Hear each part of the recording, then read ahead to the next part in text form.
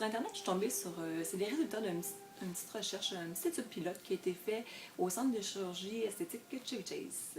C'est pas une blague, c'est pour vrai. Ils ont fait ça sur 10 patients qui étaient atteints de dépression majeure grave. Ils ont fait des injections de botox ici au niveau de la glabelle pour les empêcher de froncer. Ils se sont inspirés, Charles Darwin avait écrit un livre qui s'appelle L'expression des émotions chez les humains et les animaux. Il était venu à la conclusion que nos muscles du visage servent à communiquer. Et puis, ils se sont rendus compte, lui s'est rendu compte que en comparant les animaux, les humains, les âges, on avait souvent les mêmes expressions qui revenaient. Donc, lui est vraiment venu à la conclusion que nos émotions, comme un chien, il va aller battre la queue quand il est content, on fait plein de mouvements. Et puis, d'après lui, ça serait pour mieux communiquer, puis ça serait vraiment pour montrer nos émotions aux gens. Suite à ça, il y a Pamela, je vous montre son nom parce que je ne suis pas capable de le dire. Il y a ces deux personnes-là qui, eux, ont décidé de faire un autre, de continuer un petit peu pas de continuer, mais d'aller un petit peu approfondir.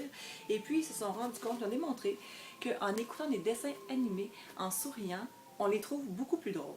Donc, finalement, plus que la conclusion de ça, c'est vraiment plus qu'on a l'air de bonne humeur, plus qu'on sourit, plus qu'on est de bonne humeur, plus qu'on a l'air triste, plus que ça nous rend triste.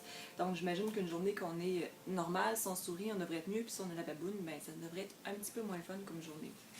Dans le fond, le docteur Fendi qui a fait l'étude au centre de Chevy Chase, lui, dans le fond, après 2 mois, sur les 10 patients qui ont été traités, il y en a 9 qui, eux, sont plus dépressifs du tout, ils sont plus déprimés.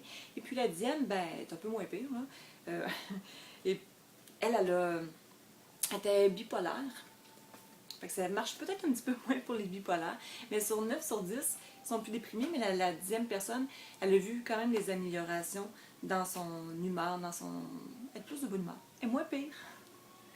Et puis, il est tellement convaincu que ça va bien, lui, que le Botox peut traiter la dépression, qu'il a décidé de déposer un brevet pour traiter les gens de la dépression avec du Botox. Donc, je trouvais que c'est une super nouvelle, super intéressante.